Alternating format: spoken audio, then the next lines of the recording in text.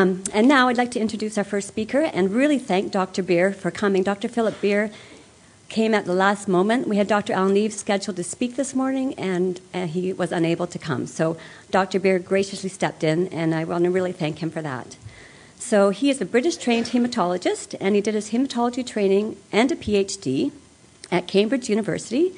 He's currently doing a postdoctoral fellowship with Dr. Connie Eves at the Terry Fox Lab at the BC Cancer Research Centre. He has a major interest in myelodysplastic syndromes, with a particular interest in their molecular basis and the stem cell biology. He is co-author of the West Anglia Cancer Network Guideline Diagnosis and Management of the Myeloproliferative Disorders.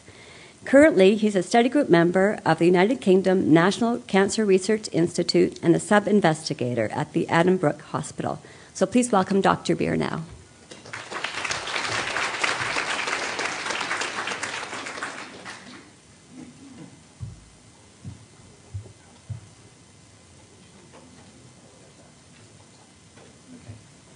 Well, thank you very much for the invitation. It's nice to be speaking first. What I'm going to do this morning is to try and give a broad overview of the blood system and a brief introduction to myelodysplasia and aplastic anemia. I'm aware that there's a wide diversity of people here. As has already been mentioned, there are people who maybe have just been diagnosed, but there are probably people who are great experts on these diseases.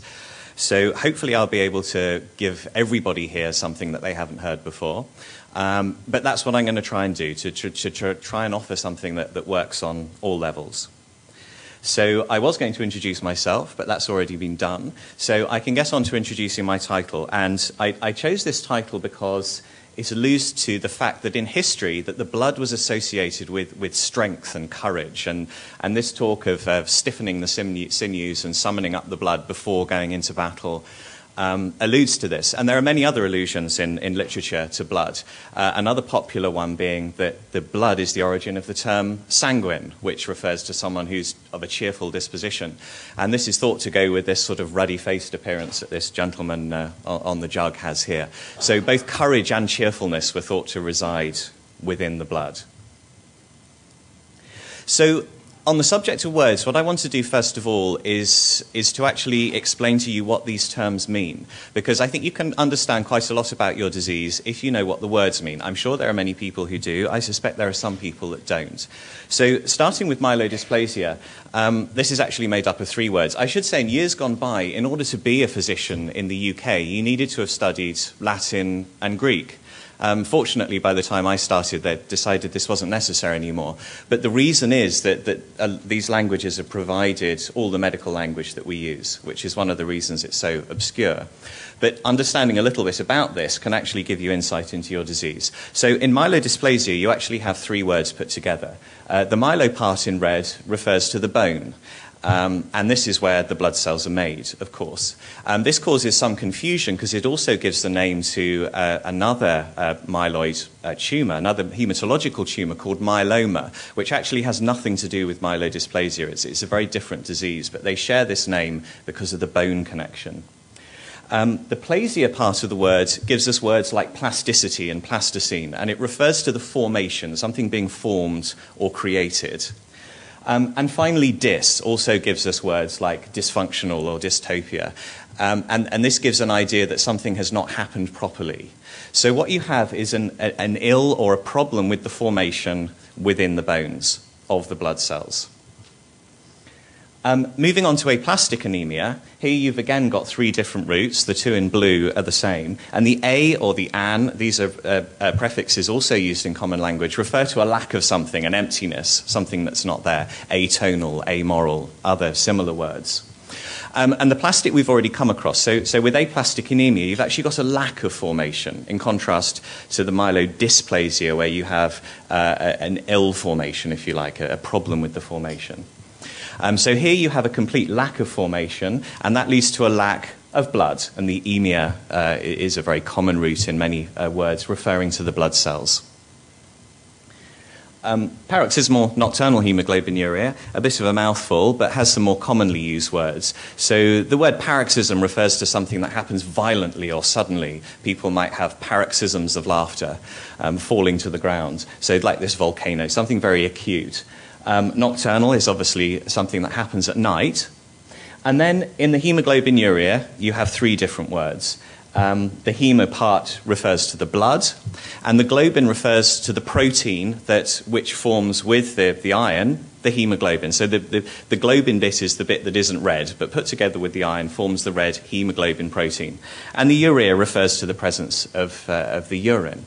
So what you have is the presence of hemoglobin in the urine. And this is not to be confused with hematuria, which is the presence of red blood cells in the urine. So this, again, tells you a lot about the actual disease, that the cells are actually being broken in the bloodstream, and it's the hemoglobin that's finding its way out rather than the whole cell. So to get onto the business of the blood system, this kind of diagram is probably one that many of you will be familiar with. And the idea of this is to give you a snapshot of what's going on in the production of the blood cells, because the blood formation is made up of a hierarchy. And at the top here, you have these stem cells. And stem cells are very interesting cells. Your blood stem cells, you're born with them, and they will be with you all the way through your life until you die. And these cells have the ability to produce daughter cells, to produce progeny, to divide, that then go on to repopulate the whole of your blood system. But when they do this, they keep themselves replenished. So you always have a store of stem cells. And in the middle, you have a great expansion. So one single cell that comes off a stem cell is able to divide to produce millions of daughter cells. And it's in this middle bit here that you have this great expansion that finally leads to the production of the blood cells that then come out into the bloodstream and do the job.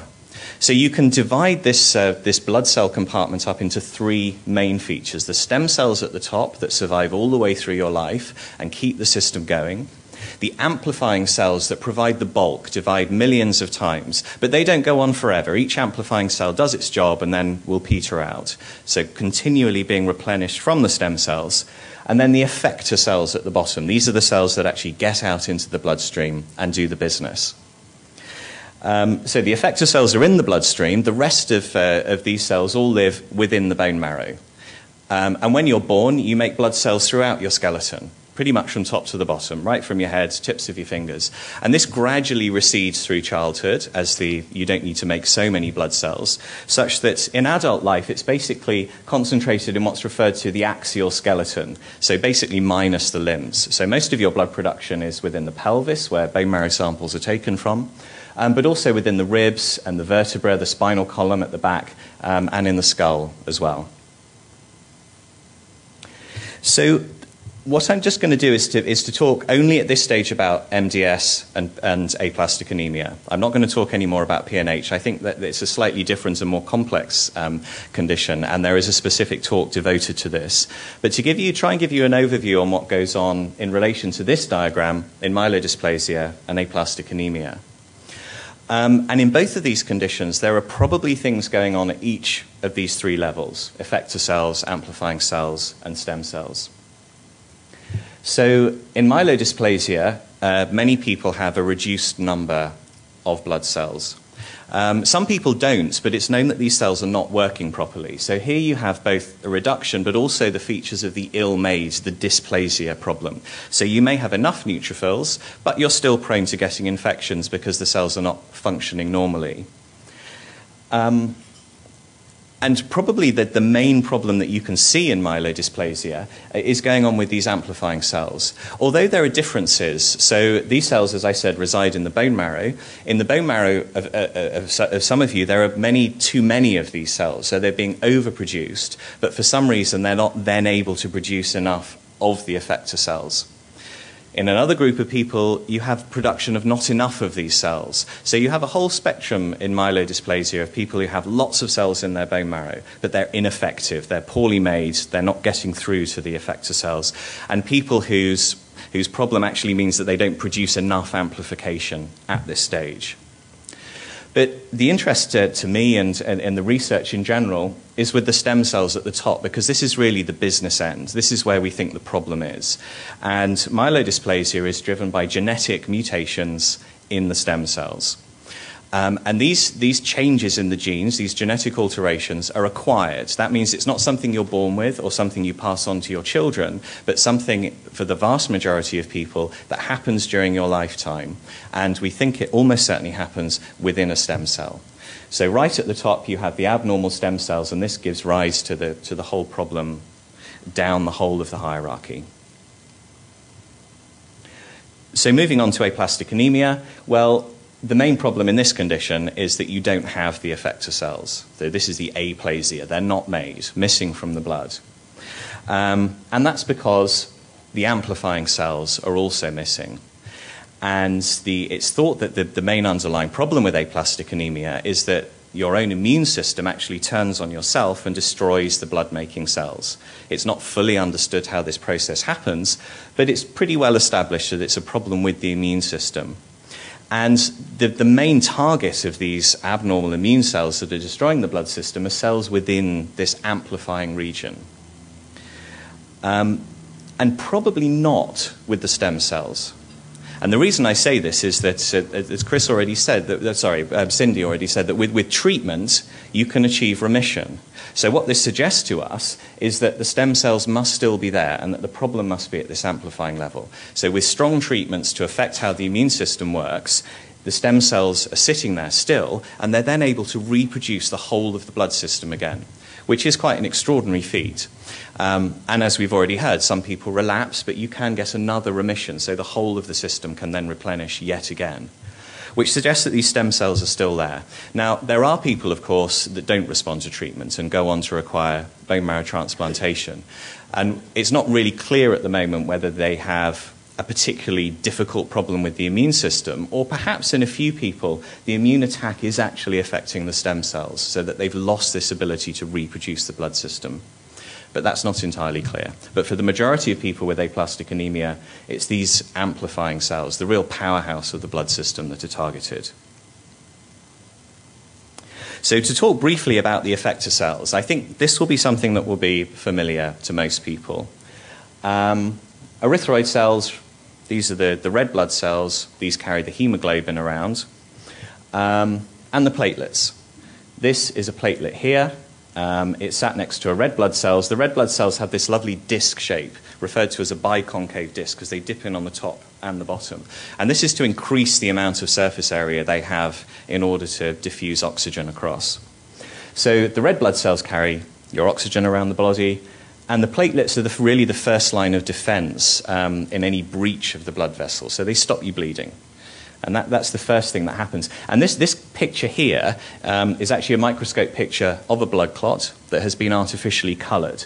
So what you can see are these orange strands are these big long fibers of protein called fibrin that form this meshwork. And this process is set off by the platelets, and the platelets are colored in gray here. And as you can see, these platelets have all these little protrusions that stick out. And when they're just floating around minding their own business, platelets are generally nicely sphere-shaped. But if they do come across anything, like a break in a blood vessel, that alerts them to the fact that their presence is needed, they throw out all these arms to the sides.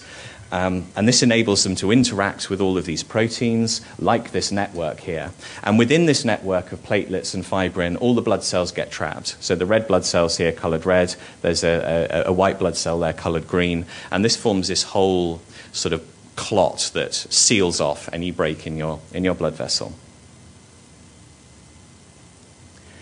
Problems with lack of blood? Well, problems with lack of red blood cells or hemoglobin will be familiar to most people here, and really shortness of breath and lack of energy is the predominant feature. And this is something that is remediable. It can be treated with red blood cell transfusion. But, as we're going to hear later on, this is not without problems.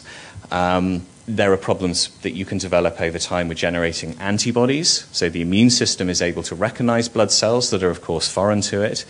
For people who have needed blood transfusion for many years, this can become increasingly complicated as the immune system gradually recognizes more and more different types of blood cells.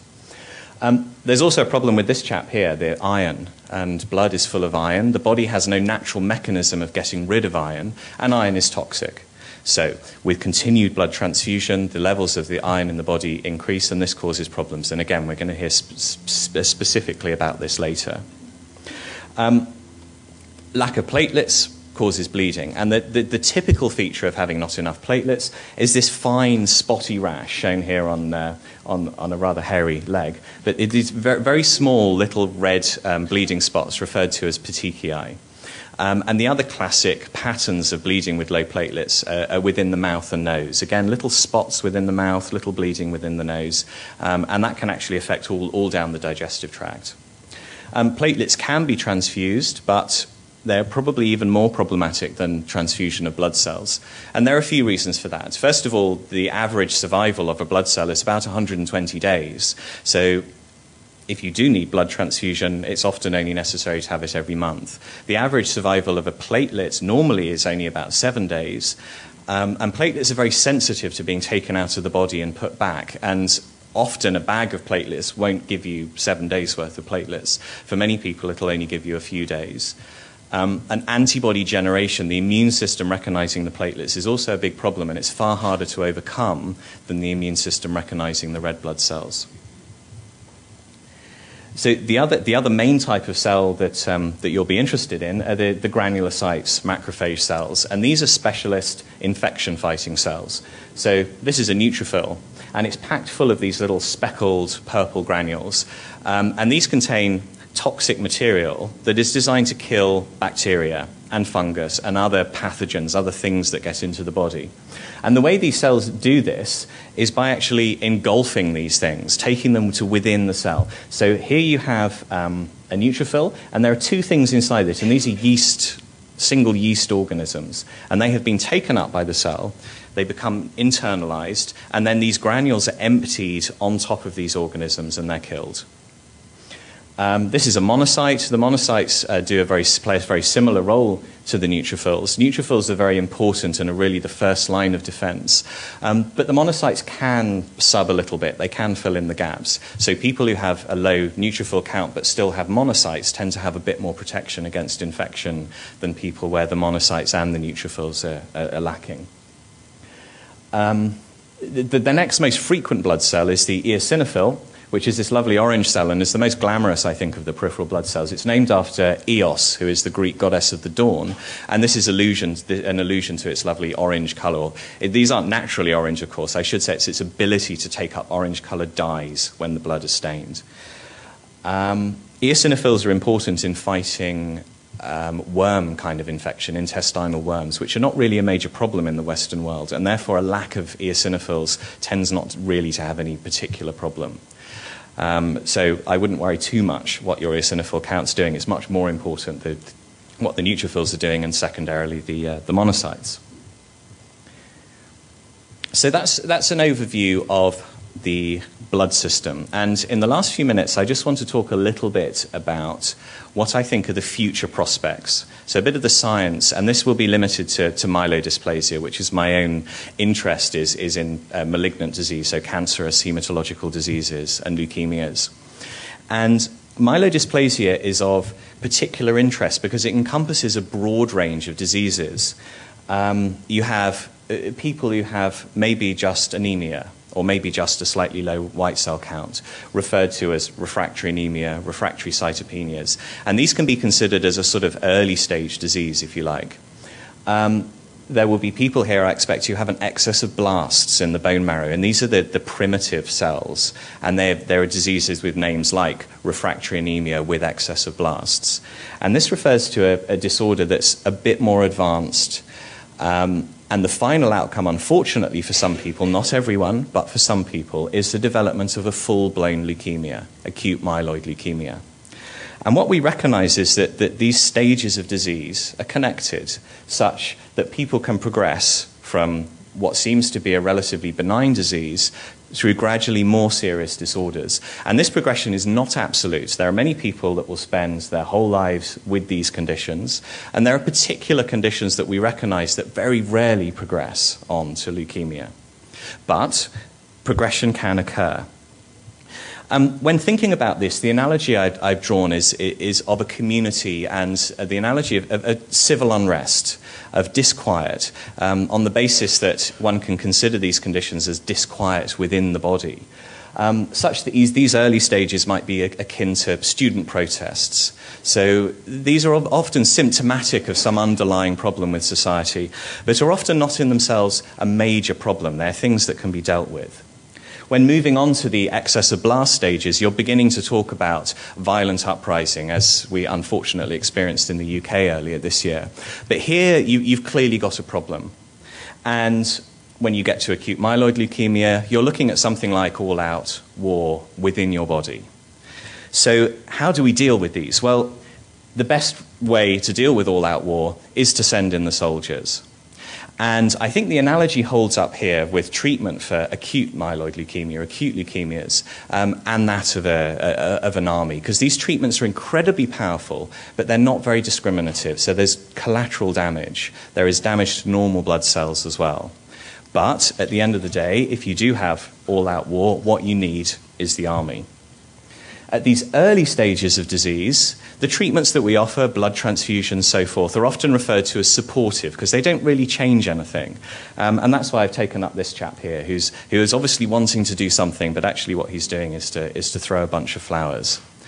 But the interest in the science is the fact that these are what we might call pre-leukemic disorders. As I said, not for everyone, but for some people, we know that these conditions will progress. And really what we want is something to get at, some kind of focused treatment to get at these middle bits, these early stages. I'm just going to return to a hierarchy diagram. So this is similar to the one I showed at the beginning, but just looks at it in a different way. And as I said, myelodysplasia is due to genetic changes that first of all affect the stem cells. And then as these stem cells divide and produce their trans-amplifying cells and then the effector cells, these changes are felt all the way down the bloodstream. And this is a snapshot. This is just looking at what's happening at one time. But there is another way we can look at these diseases, and that's what happens over time. I know there are people in the audience who have had blood disorders for many years, and for some of you, that blood disorder will have changed over time. And this change is akin to evolution, like the evolution of the species, that the blood system, when it becomes mutated, becomes unstable and therefore can change over time. And what you have is a situation that, this is a rather complicated picture here, but tries to capture. Sorry, it's a bit low for some people. But what you have is an idea that within your blood system you have genetic abnormalities that lead to changes that progress over time, usually. Now, this isn't always the case. This pale blue condition, clone 1 here, has expanded a little bit over time, but then disappeared. And this is sometimes seen in PNH, that you have these clones that will expand, but then they can actually disappear. So it's not absolute. But what you do see with this red clone here is that it gets bigger over time, and then clones appear from within it. So this whole disease is developing. It's in evolution. And what we don't want to do is to wait until you get to this point here, which is the sort of acute leukemia point, where you need to send in the army. What we would really like to do is to be able to identify and offer some kind of treatment for these disorders at an earlier stage. So going back to our diagram, what we're looking at is something to fill this gap here. And what we're looking at is something that's not the army, something that's more sophisticated, something that's discreet and targeted, but just as effective. So something like James Bond, a hired assassin to go after the early stages of the disease. So how is this going to happen? Well, as any secret agent will tell you, the first thing you need is intelligence gathering. This is MI6, which is in Vauxhall on the banks of the River Thames in London. And in relation to the myelodysplastic syndromes, really the intelligence gathering is working out what the genetic mutations are. And in the last few years, there's been an explosion of information relating to this. And this is all driven by technology. So the technology now to take DNA from any of you and to look at every single gene in the body and to find out where the changes are. This is becoming a reality. So we're beginning to build up a catalogue of where all these genetic changes are. The next task is to work out what they do. And this is the difficult bit. Some of the changes that we see are intuitive because we think, well, a change in this gene will make cells divide more, and that kind of fits in with our idea of the disease. But some of these changes are in genes where you can't immediately work out what the consequences are going to be. So this is the real bottleneck in the system at the moment, is actually trying to make sense of all this enormous genetic data that has come through. And the final step is working out how you can actually target these genetic mutations and their consequences, the ones that you deem to be important in driving the disease. And this is where Q comes in with his amazing gadgets. And this alludes to the biotechnology industry, so the development of chemicals that can inhibit small molecules, so-called targeted therapies. And this is really a reality. So just to stress the problem, the bottleneck is in the middle. It's actually working out what these abnormalities do, because we're getting information on the abnormalities and we're getting the ability to target specific proteins.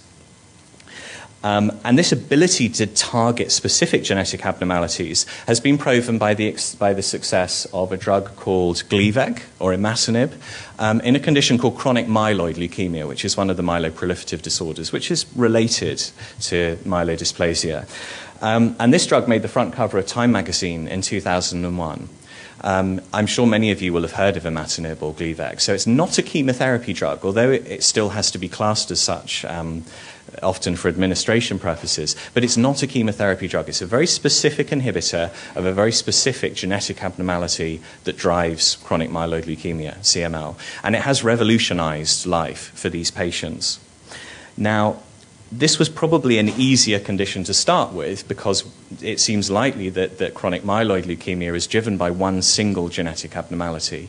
And the information that's available so far suggests that myelodysplasia, all of the different syndromes, are far more complex. So it is going to take a while to really tease this apart and work out what the important abnormalities are. But I think it's becoming a reality that targets will be identified that will be druggable, that can be hit by specifically synthesized molecules. So that we can move away from chemotherapy, we don't need to call in the army, and we can call in our hired assassin to actually get on top of this disease. I hope there was something in there for everyone and that it was useful. I'm going to be around at the break and also at lunch, and I'd be quite happy to take any questions now, and I'm more than happy to take any questions during lunchtime if we run out of time, or if you'd rather talk about something in a more private setting. Thank you.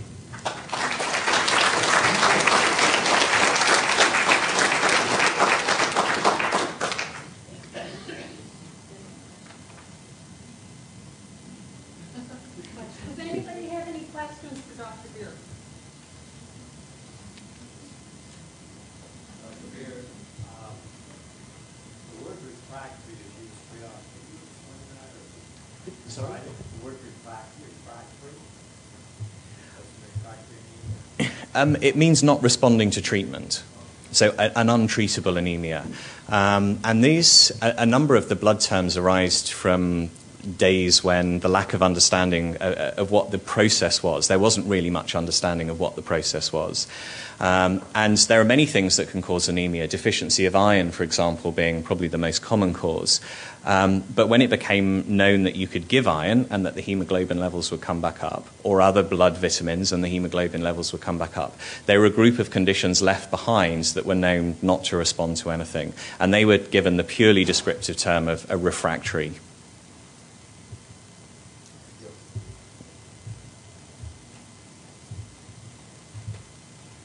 Before I'm the next speaker, I'll take this opportunity, don't run away, to say thank you very much to Dr. Beer.